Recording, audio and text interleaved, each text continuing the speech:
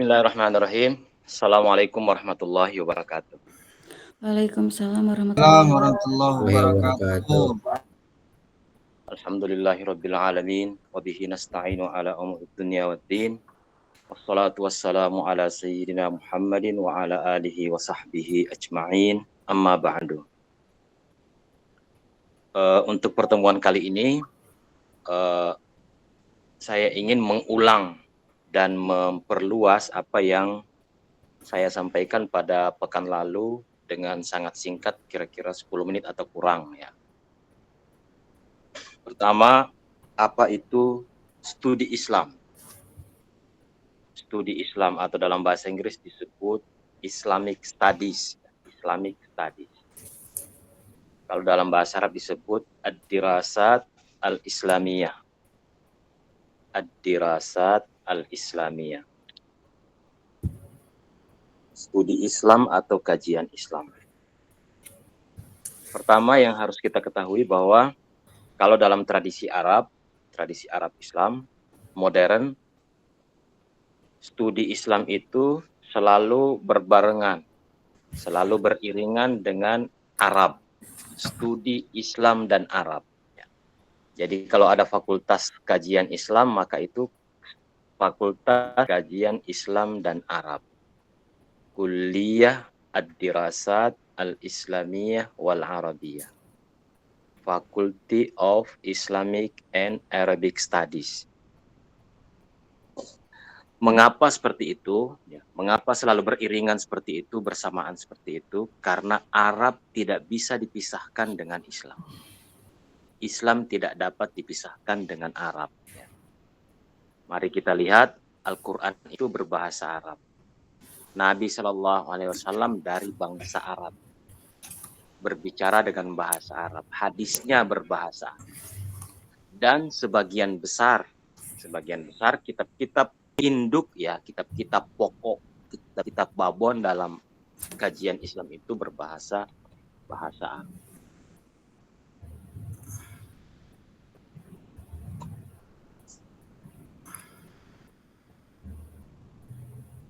Sehingga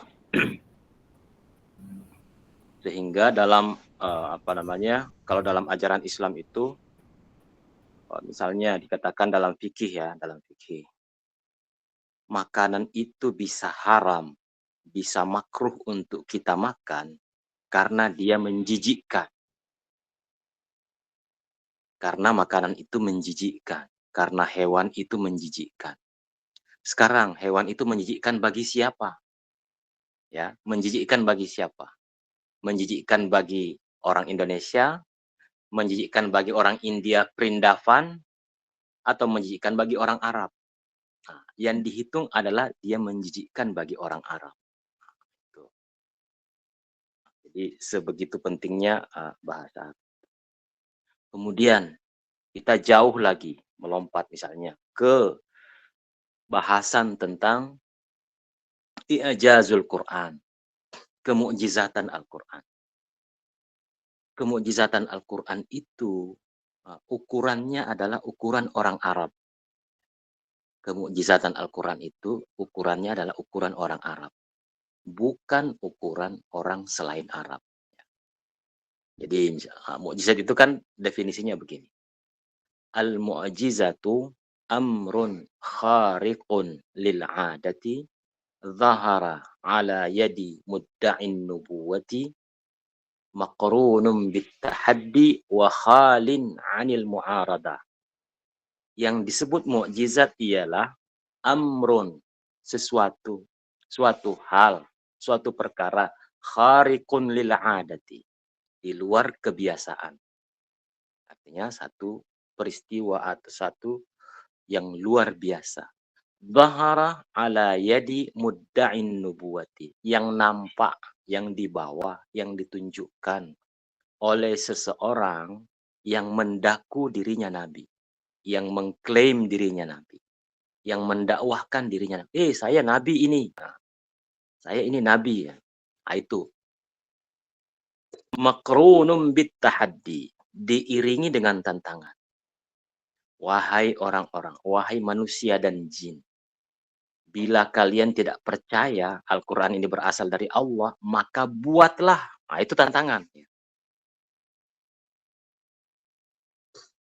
Wahai orang-orang Arab maupun orang-orang Ajam, orang putih maupun orang merah, ya.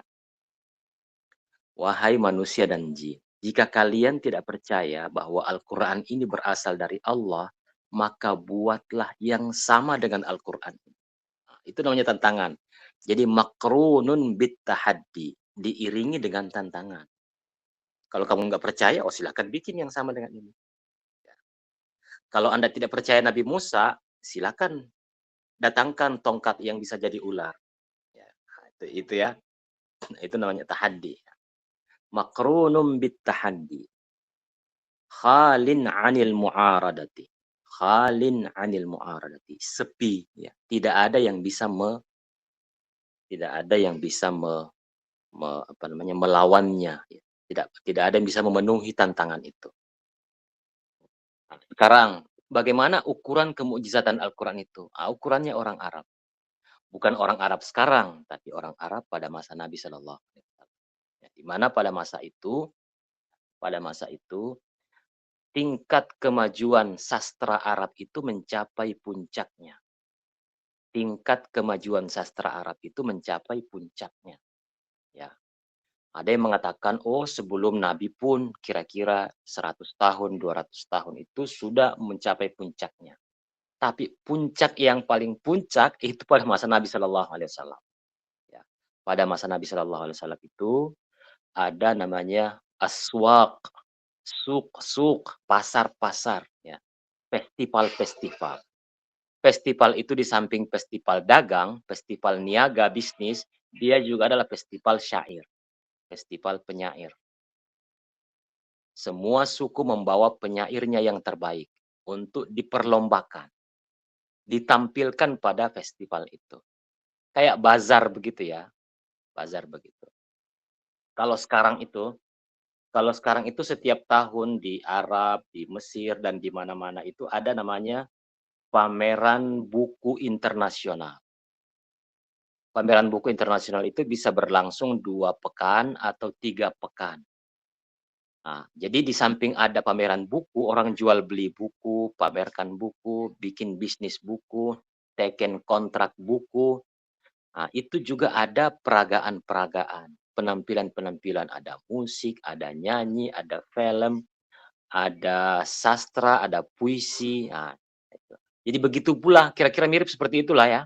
Nah, pada masa Nabi Shallallahu Alaihi Wasallam dan masa sebelumnya itu ada namanya festival-festival, ada pameran-pameran.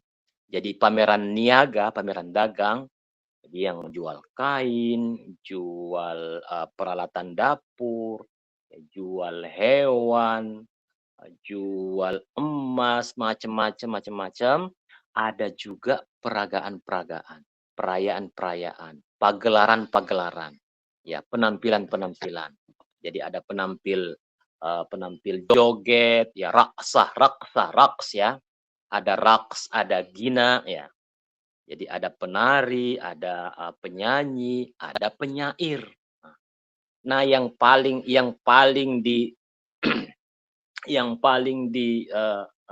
dihargai pada waktu itu, yang paling berharga yang paling mahal pada waktu itu adalah penampil penyair. Ya, penampil penyair. Kalau penyanyi biasalah, ya kan? Kalau penari biasalah. Yang paling penting itu adalah penyair. Sama dengan sekarang kalau misalnya olahraga. Olahraga apa yang paling sekarang? Voli nggak terlalu, basket nggak terlalu. Yang paling itu kan bola ya. Kayak gitu-gitu itulah. Jadi kalau orang sekarang kenal Ronaldo, ya Ronaldo, bola kan, bola. Kalau dulu penyair, ada namanya Nabigah Az-Zubyani, ada namanya Imru'ul Qais, ada Zuhair dan seterusnya dan seterusnya. Mereka itulah penyair-penyair yang mahal, ya, penyair mahal, bayarannya mahal, ya, bayarannya mahal, sekali tampil dapat sekian. Kalau perang, dia yang paling dijaga. Ya. Kalau terjadi perang, maka dia yang paling dijaga. Ya. Karena dia yang paling berharga dalam suku itu. Memang ada yang berharga yang lain, misalnya dukun, ya kan? Dukun atau kahin. Dukun berharga. Tapi yang paling berharga adalah penyair. Misalnya ahli nasab itu berharga. Tapi yang lebih berharga adalah penyair. Katakanlah begini. Kalau Anda punya 3 anak, satu profesinya penyair, satu profesinya nasab, tukang nasab, ya, penghafal nasab, satu kahin. Maka yang Anda paling sayang itu adalah anak Anda yang penyair. Anda punya anak perempuan, didatengin 3 orang laki-laki nih yang melamar. Satu penyair, satu kahin atau dukun, satu lagi nasab. Maka yang Anda terima adalah penyair. Karena penyair yang paling bergengsi. Ya, penyair pada zaman itu yang paling bergengsi. Dan juara-juara, ya, puisi-puisi yang terbaik itu digantung di dinding Ka'bah. Makanya disebut mu'allaqah yang digantung, ditempel di dinding Ka'bah. Bayangkan. Sekarang yang ditempel di dinding Ka'bah itu kiswah. Kiswah itu jutaan rial. Nah, dulu yang ditempel di Ka'bah itu adalah penyair, syair-syair terpilih, ya. Syair-syair terpilih. Contohnya begini. Kaifa nabki min dzikra habibin wa manzili. Oh, kamu dan saya. Ayo kita berdua berdiri. Kita bareng-bareng menangis. Menangisi siapa? Menangisi kekasih dan rumah tua. Kaifa nabki min dzikra habibin wa manzili. Itu kata kritikus, dalam setengah bait itu saja Imru'ul Qais itu sudah waqafa wastauqafa. Dia berdiri dan meminta orang lain berdiri. Tadzakkara wastadzkara. Dia mengingat dan mengajak orang mengingat. Dia mengingat dan mengajak orang mengingat. Mengingat siapa? Mengingat Habibin, seorang kekasih. Wa manzili, dan rumah. Rumah lama begitu. Rumah lama di kampung. Nah, itu gambarannya puisi-puisi jahiliyah. Jadi standarnya keindahan bahasa Arab itu, keindahan puisi atau prosa, standarnya adalah standar orang Arab. Orang Arab yang mana? Orang Arab pada masa Nabi Shallallahu Alaihi Wasallam. Nah, itu pentingnya bahasa Arab, ya. Itu pentingnya bahasa Arab. Anda masuk Al-Quran, Anda mau paham Al-Quran, ulumul Quran. Kaidah apa yang digunakan? Kaidah bahasa Indonesia, grammar bahasa Inggris? Bukan. Yang digunakan adalah kaidah bahasa Arab. Yang digunakan adalah zauk Arab, cita rasa Arab. Uslub, gaya bahasa apa yang digunakan untuk mengukur? Uslubnya orang Arab. Jadi kayak begitu, ya. Jadi Arab itu. Anda mengukur ini perintah wajibkah? Ini perintah sunnahkah? Ini perintah mubahkah? Bagaimana mengukurnya? Mengukurnya dengan kebiasaan orang Arab. Mengukurnya sekali lagi adalah mengukur dengan kebiasaan orang Arab. Itulah pentingnya orang belajar bahasa Arab. Orang belajar tasrif, orang belajar nahwu, orang belajar balaghah, itu semua adalah untuk mendukung semua keterampilan-keterampilan, kepakaran-kepakaran, kepandaian-kepandaian untuk memperkuat pemahaman bahasa Al-Quran, bahasa hadis, bahasa sirah, bahasa kitab, untuk meluruskan atau mengamankan, ya, mengamankan bagaimana kita menarik hukum dari Al-Quran, istimbat hukum dari Al-Quran. Jadi di situ pentingnya bahasa Arab, sehingga tidak bisa dilepaskan bahasa Arab itu dari kajian Islam. Di situ pentingnya bahasa Arab itu, sehingga tidak boleh dilepaskan dari. Saya mau jadi ahli fikih. Ya, saya mau jadi ahli fikih. Nggak perlu dong saya belajar bahasa Arab. Oh, itu salah. Saya mau belajar tafsir. Nggak usah dong, kan sudah banyak yang berbahasa Inggris. Saya belajar bahasa Inggris aja. Nggak bisa. Saya mau jadi ahli kalam. Ya. Saya mau jadi ahli tasawuf. Nggak usah dong. Kan semua sudah diterjemahkan. Semua sudah ada Google Translate. Ya. Itu salah sama sekali.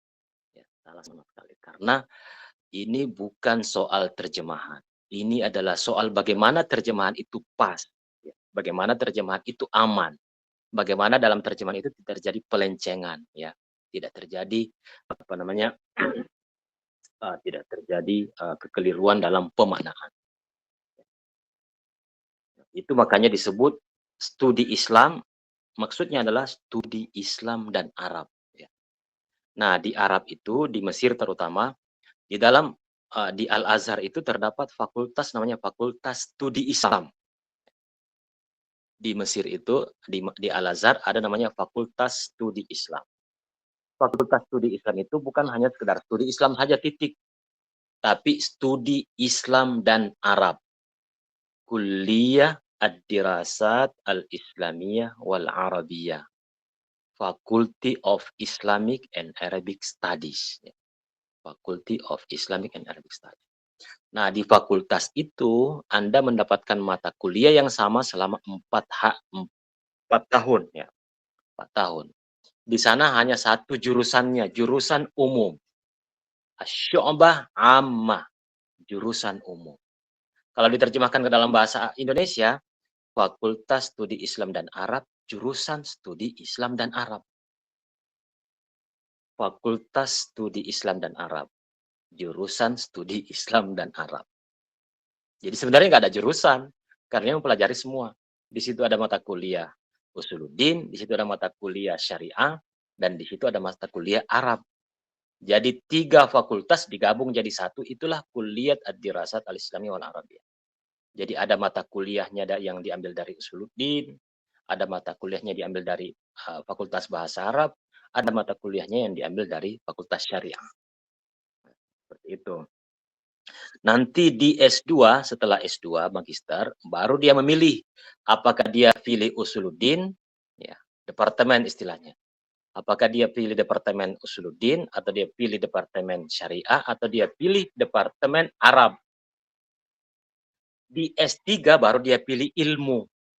Nah, kalau dia Syariah di S2-nya, misalnya dia pilih fikih umum, atau dia pilih fikih perbandingan mazhab, atau dia pilih usul fikih. Nah, dia pilih jurusannya adalah jurusan ilmu, nanti di S3 baru ada jurusannya.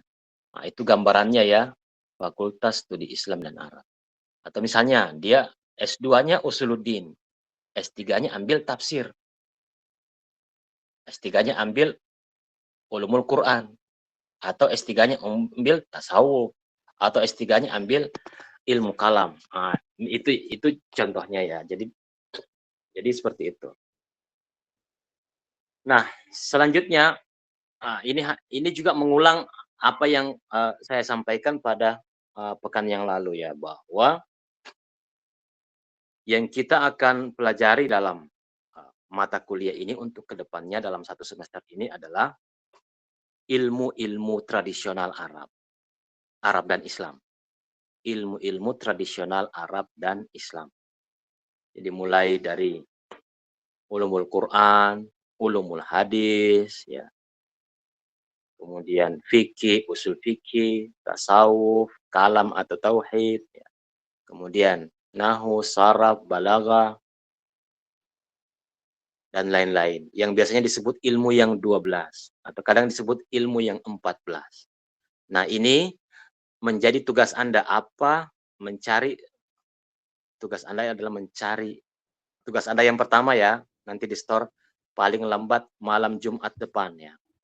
Paling lambat malam Jumat depan di store Anda tulis dengan tangan dan foto kemudian kirim ke saya ya.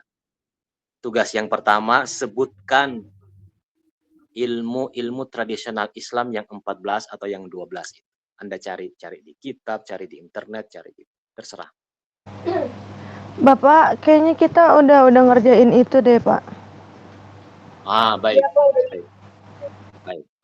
Berarti nanti Anda dapat tugas yang lain lagi ya.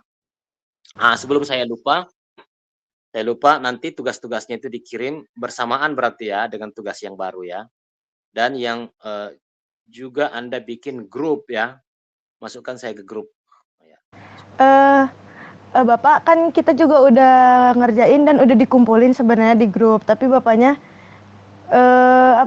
nggak masuk karena saya udah cari nomor Bapak tapi nggak ada.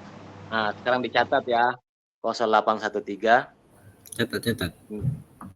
0813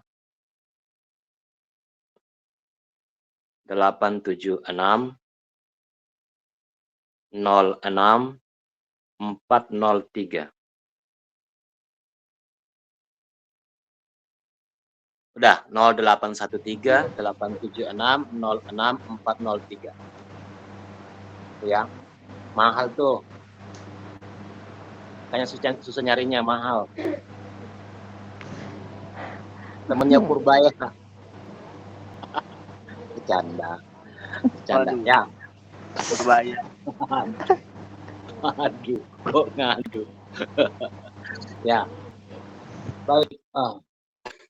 Jadi ilmu-ilmu Islam itu kita akan ambil serba sedikit ya. Kita akan pelajari serba sedikit. Sekedar pengenalan, namanya juga pengantar, pengenalan saja ya. Pengenalan saja. Saya kira Anda sudah sering baca kitabnya, apalagi Anda mahasantri sudah sering. Hanya kita persegar lagi, refresh lagi ya. Kita refresh apa itu ilmu nahu, apa itu saraf, apa itu balaghah, apa itu ulumul Quran, apa bedanya ulumul Quran dengan ulumul tafsir, apa itu ilmu tasawuf, apa itu ilmu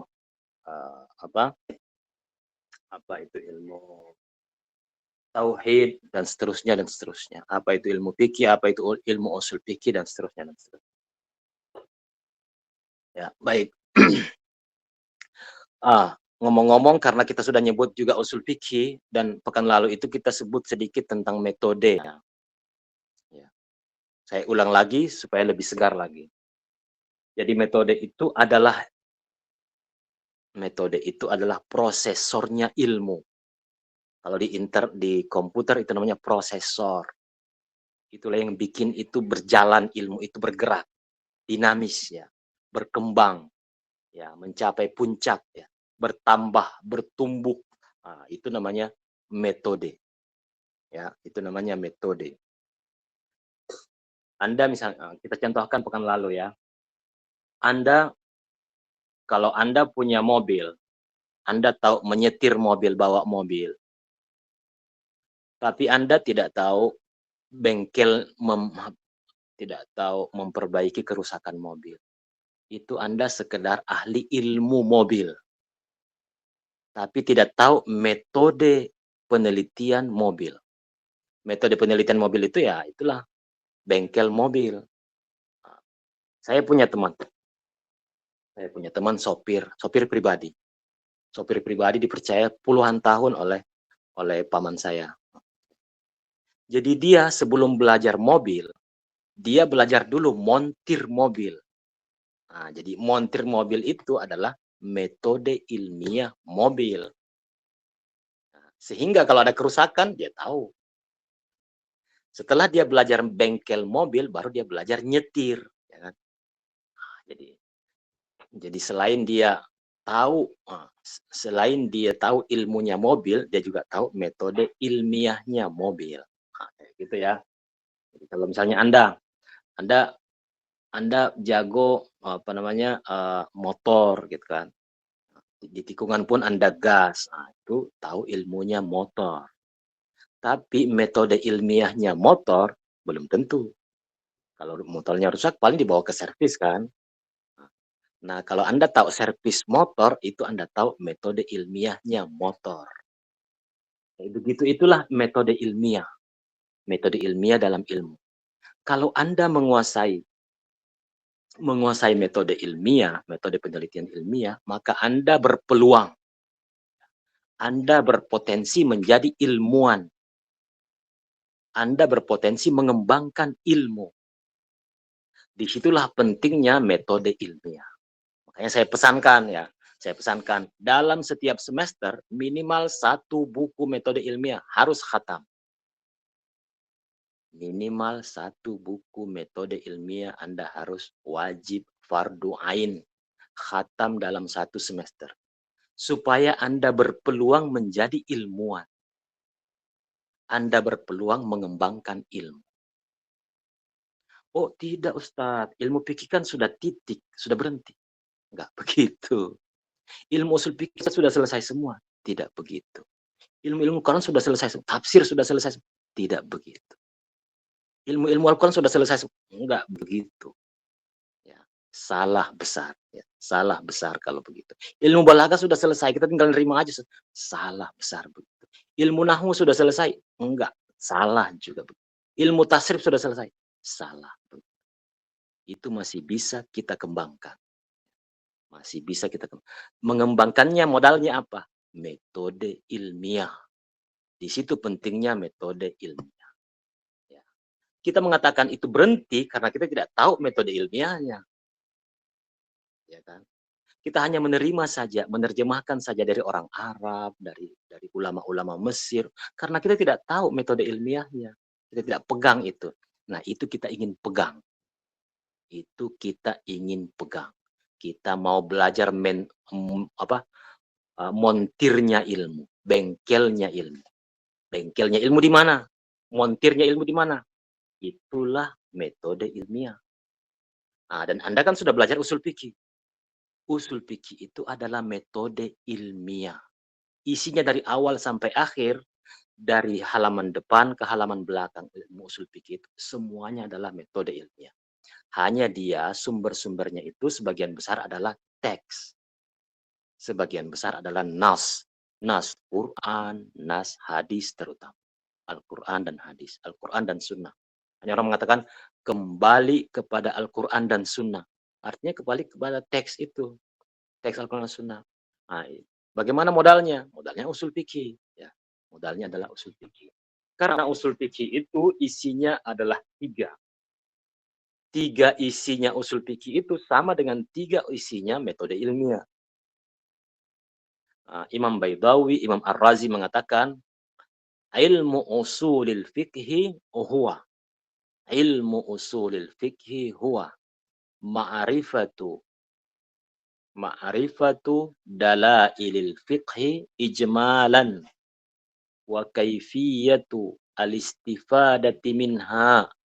Wa halu al-mustafid. Ilmu usulil fikhi huwa ma'rifatu pengetahuan tentang dalail, sumber-sumber, dalil-dalil, dalail al-fiqhi ijtihad, pengetahuan yang mendalam, al-fiqhi al-ijtihad, wa kaifiyatu,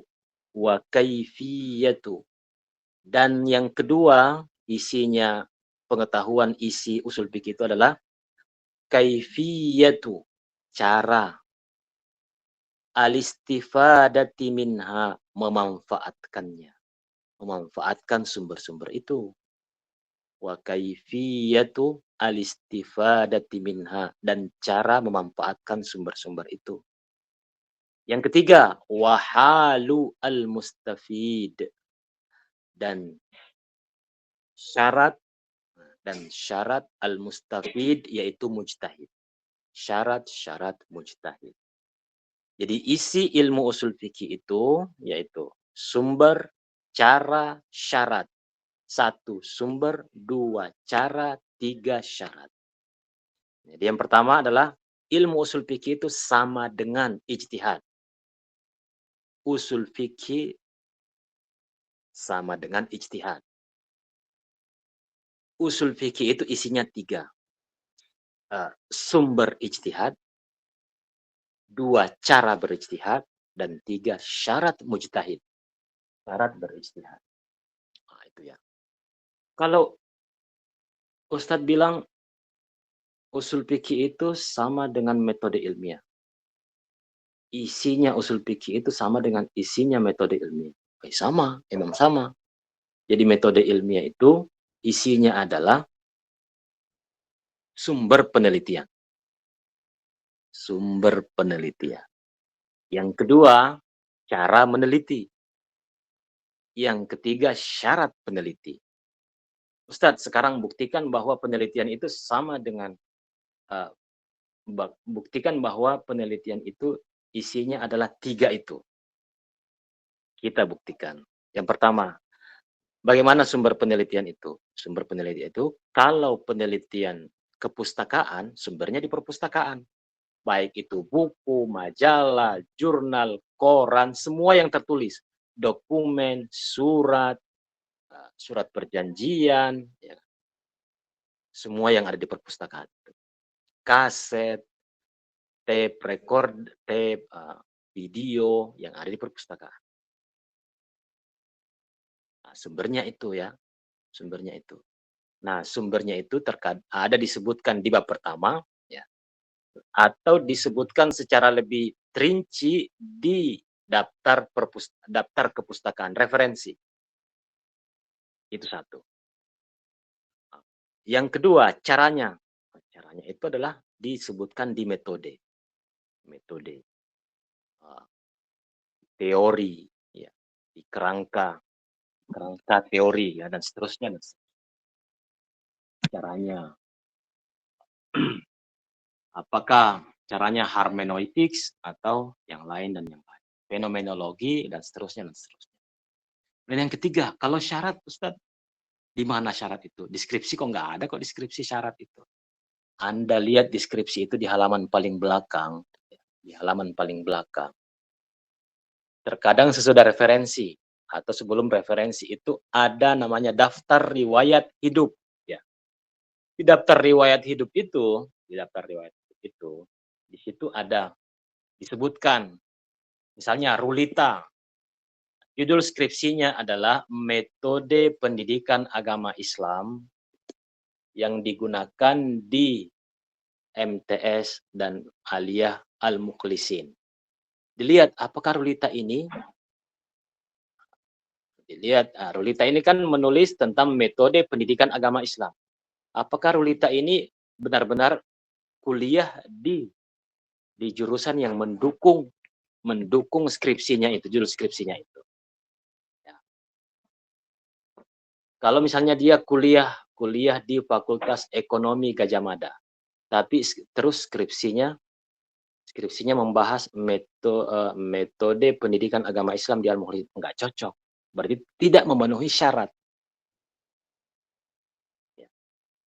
Dia membahas pendidikan agama Islam, tapi dia SMA-nya SMA Kristen. Enggak cocok, enggak memenuhi syarat dong.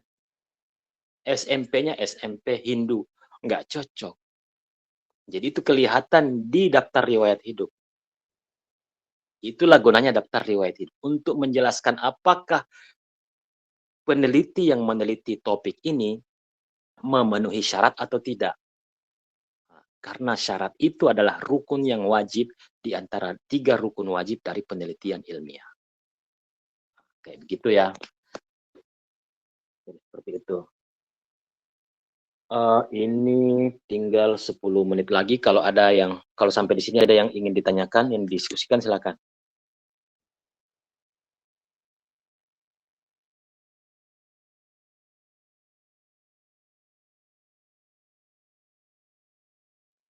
Ayo, yang ngantuk-ngantuk, yang lagi ngantuk-ngantuk, silakan. Biasanya kalau kita lagi ngantuk itu terus ngomong gitu, diskusi, langsung hilang ngantuknya. Ayo. Aulia, dari tadi senyum-senyum. Ayo.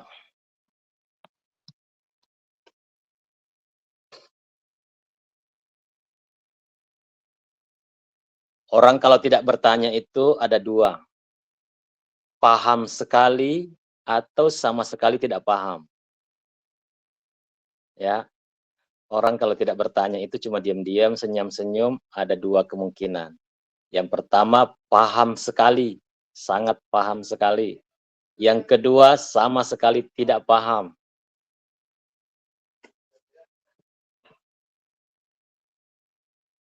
Ya. Assalamualaikum Bapak, izin. Baik. Silakan ya. Tadi kan saya Yudi, Pak. Tadi kan sebelumnya Bapak membahas tentang 12 ilmu tradisional Islam, dan kemudian Bapak juga bahas tentang 14 ilmu tradisional Islam. Apa yang 2 itu sudah disingkat apa sih namanya? Diambil dipotong di yang 12 rukun Islam atau memang ada 14 rukun Islam yang sebenarnya gitu, Pak. Mungkin itu aja, Bapak. Terima kasih Yudi, pertanyaan yang bagus. Ada yang mau bantuin Bapak menjawab? Ayo. Aulia nih kayaknya dia sudah tahu nih. Ayo jawab Aulia. Rolita, Yanti. Bantuin Bapak menjawab. Nggak tahu Bapak, seriusan nggak tahu. Muhammad. Muhammad Ayo. banyak Pak. Muhammad Rusli Supena tuh mau Pak katanya Pak. Ayo Rusli Supena. Bantuin Bapak menjawab pertanyaan dari Yudi. Kenapa ada 12, ada 14? Apakah Muhammad Ramdhani, Pak. tambahan Baik.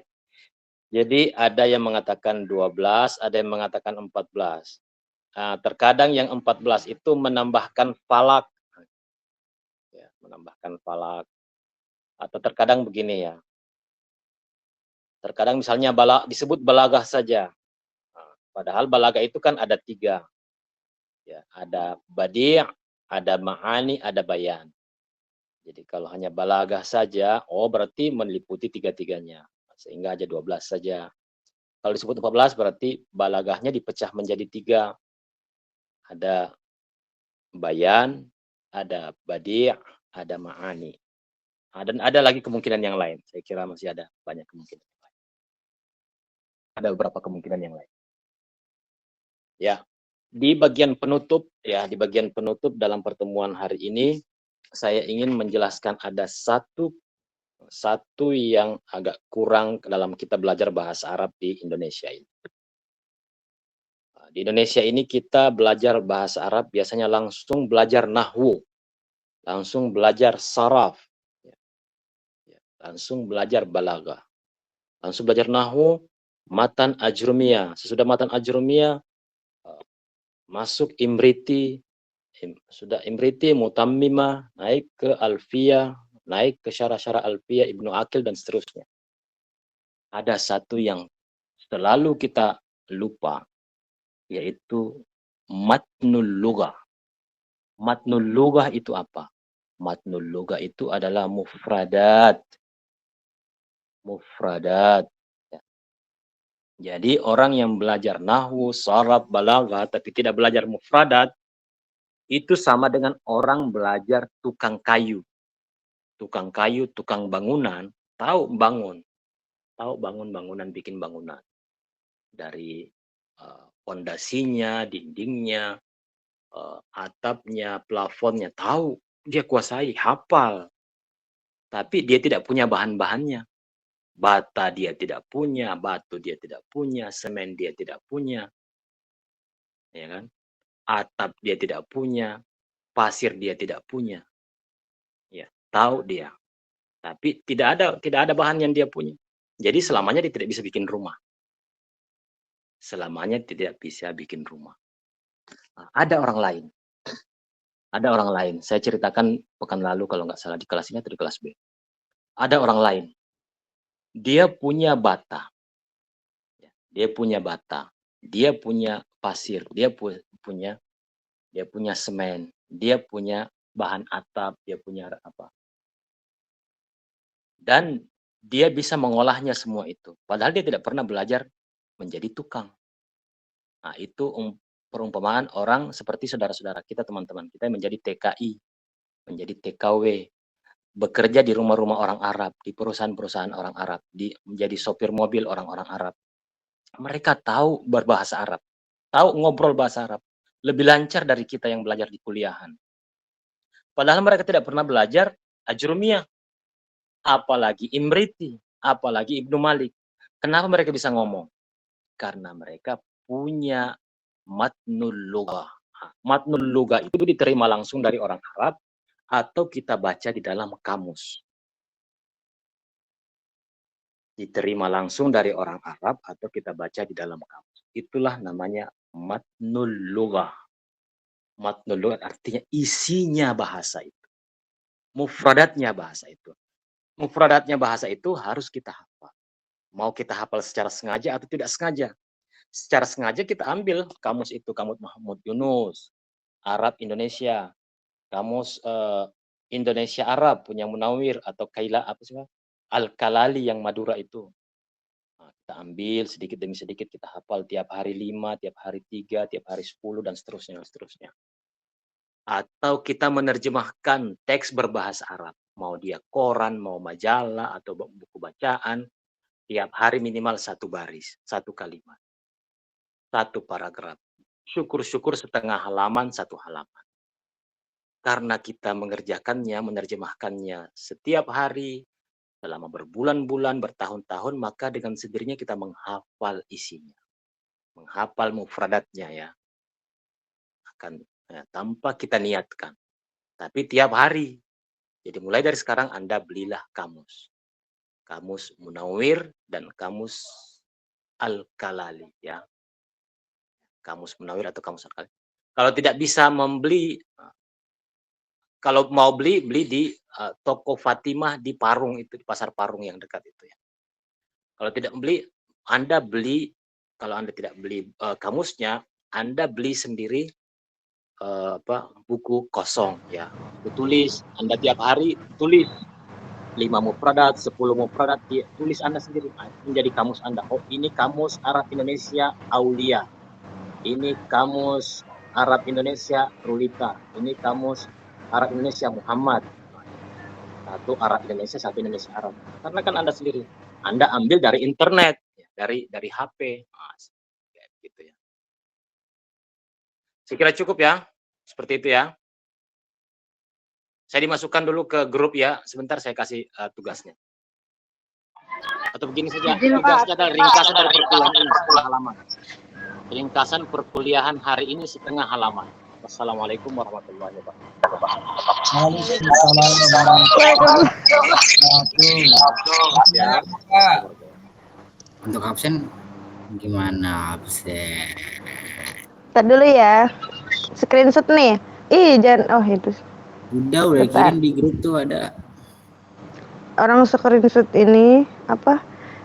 Studi Islam.